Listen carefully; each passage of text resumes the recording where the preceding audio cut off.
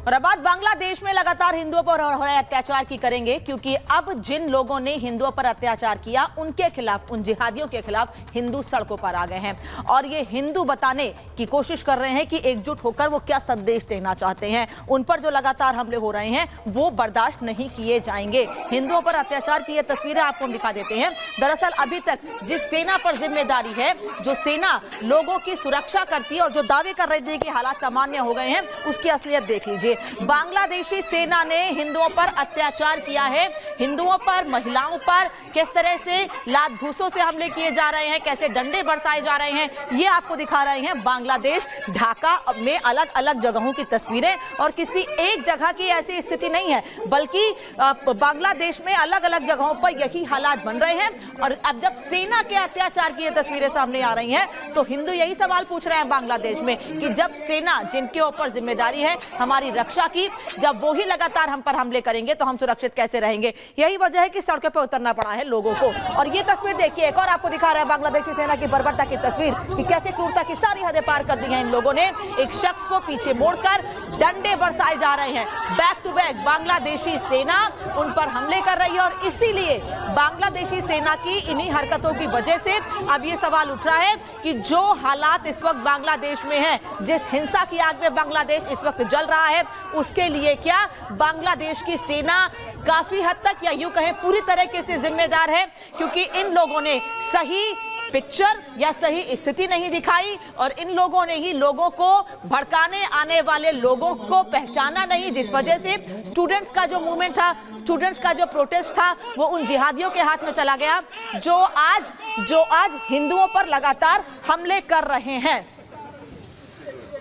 और एक और तस्वीर आपको दिखा रहे हैं कि बांग्लादेश में हिंदुओं पर हमले को लेकर भारत में कैसे नाराजगी बढ़ती जा रही है। ये जम्मू में एक रैली निकाली गई है और ऐसी ही रैली या ऐसे ही बैनर पोस्टर लेकर यहां तक आप देख सकते हैं कैसे बड़ी संख्या में लोग अलग अलग जगहों पर पूरे देश भर में उतरे। जम्मू के बाद ये गोवा की तस्वीर आपको दिखा रहे हैं। हिंदू राष्ट्र जागृति आंदोलन, ये तस्वीर आपको भारत में गोवा की दिखा रहे हैं। इसके अलावा और भी जगहों पर, उत्तर प्रदेश में अलग अलग जगहों पर बांग्लादेश में हिंदुओं पर हो रहे हमले के खिलाफ भारत के हिंदू सड़कों पर उतरे हैं और कह रहे हैं रक्षा करो बांग्लादेश में रह रहे हिंदुओं की। एक और अहम खबर के लिए सुमित का रुख करते हैं। तो आपने अलग अलग जगहों पर कैसे हिंदुओं पर हो रहे बांग्लादेश में अत्याचार के खिलाफ लोग आवाज उठा रहे हैं, इसकी तस्वीरें देखिए। लेकिन अभी तक जहां कट्टरपंथी हिंदुओं को निशाना बना रहे थे, उनकी बस्तियों को जलाया जा रहा था, उनके परिवारों पर हमले हो रहे थे, अब बांग्लादेश की सेना की तरफ से भी इसी तरह से हिंदुओं को टारगेट किया जा रहा है। तस्वीरें सामने आ रही हैं कि कैसे अत्याचार अब कट्टरपंथियों के बाद बांग्लादेश की सेना हिंदुओं पर बांग्लादेश में करती हुई नजर आ रही है। देखिए जरा।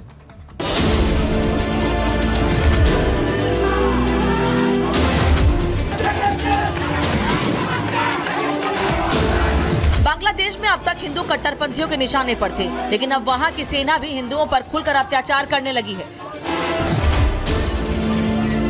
जिस सेना को बांग्लादेश के अल्पसंख्यक हिंदुओं की सुरक्षा करनी चाहिए, कट्टरपंथियों के हमलों से बचाना चाहिए, उसी सेना का हिंदुओं को पीटते वीडियो वायरल हो रहा है।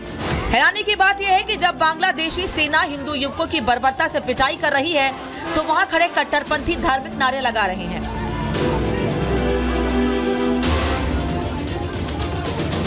बांग्लादेश के गोपालगंज जिले में हिंदुओं पर अत्याचार की इन तस्वीरों को देखकर जरा सोचिए, बांग्लादेश में हिंदुओं के हालात क्या हैं।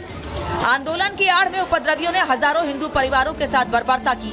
अब नई सरकार बनने के बावजूद हिंदुओं पर हमले थम नहीं रहे हैं। कट्टरपंथियों को जहां मौका मिल रहा है, वो हिंदू परिवारों और उनकी संपत्तियों पर कहर बरपा रहे हैं। बांग्लादेश में हिंसा के बीच आर्थिक स्थिरता को बनाए रखने के लिए बैंकों ने बड़ा फैसला लिया है। बांग्लादेशी बैंकों ने खातों से निकासी की लिमिट 2 लाख टका कर दी है, यानी कि अब कोई भी बांग्लादेशी अपने बैंक खाते से 7 दिनों में 2 लाख टका ही निकाल सकता है। बांग्लादेशी बैंकों की दलील है कि इससे देश में आर्थिक स्थिरता की स्थिति बनी रहेगी। बांग्लादेश में भड़की हिंसा के बीच जब लाखों हिंदुओं ने एक साथ विरोध प्रदर्शन शुरू किया, हिंदुओं पर हमले रोकने के लिए आवाज उठाई, यहाँ तक कि दुनिया भर के देशों से हिंदुओं की सुरक्षा की मांग की, तो बांग्लादेश की नई सरकार हरकत में दिखी। यही वजह है कि ढाका में कई जगह हिंदू मंदिरों के बाहर फोर्स तैनात की गई है। कई हिंदू मोहल्लों की भी सुरक्षा बढ़ाई गई है, जिससे हिंदुओं को कट्टरपंथियों से बचाया जा सके।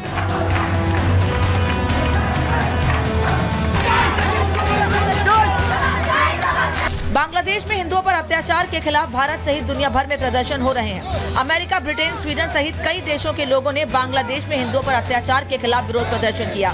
भारत में भी बांग्लादेशी हिंदुओं के समर्थन में आवाज उठ रही है। यहाँ के साधु संत लगातार हिंदुओं पर हिंसा रोकने की मांग कर रहे हैं। बांग्लादेश में हिंदुओं पर भारी अत्याचार हो रहे हैं। वहाँ हिंदुओं के घर उजाड़ दिए गए, उनके घरों में आग लगा दी गई।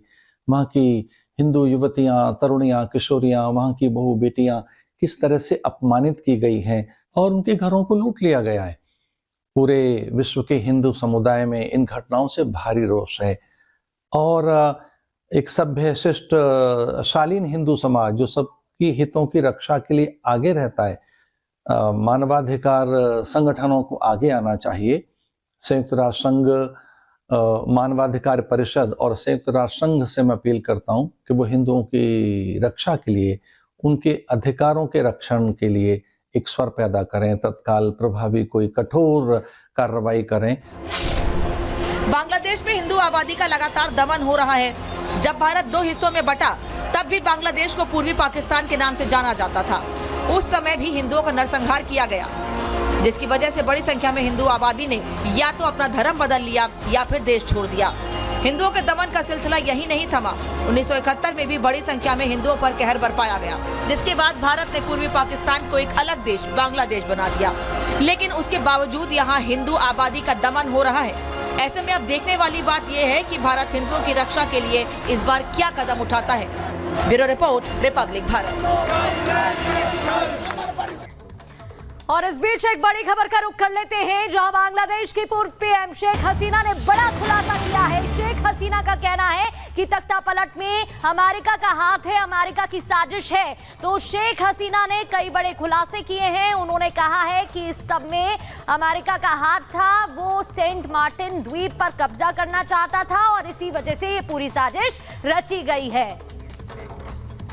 और बांग्लादेश की पूर्व प्रधानमंत्री शेख हसीना ने बड़ा खुलासा किया है। खुलासा क्या है ये आपको बता देते हैं। शेख हसीना ने अमेरिका पर आरोप लगाया है। उनका कहना है कि अमेरिका ने तख्ता पलट की पूरी साजिश की है। अमेरिका सेंट मार्टिन द्वीप पर कब्जा चाहता है। बांग्लादेश द्वीप में एयरबेस बनाना चाहता था अमेरिका और नहीं दिया उन्होंने, तो उनके खिलाफ साजिश रची गई है। मैंने बांग्लादेश की भलाई के लिए इस्तीफा दिया है, शेख हसीना ये कह रही हैं। मैं बांग्लादेशियों की लाश नहीं देख सकती थी। विरोधी छात्रों के शवों पर सत्ता में आना चाहते हैं। विद्रोह भड़काने के लिए मेरे बयानों को तोड़ा मरोड़ा गया। मैंने कभी भी छात्रों को रजाकार नहीं कहा। बांग्लादेश के लोगों को हसीना ने सलाह दी है कि कट्टरपंथियों के प्रभाव में आने से बचना होगा।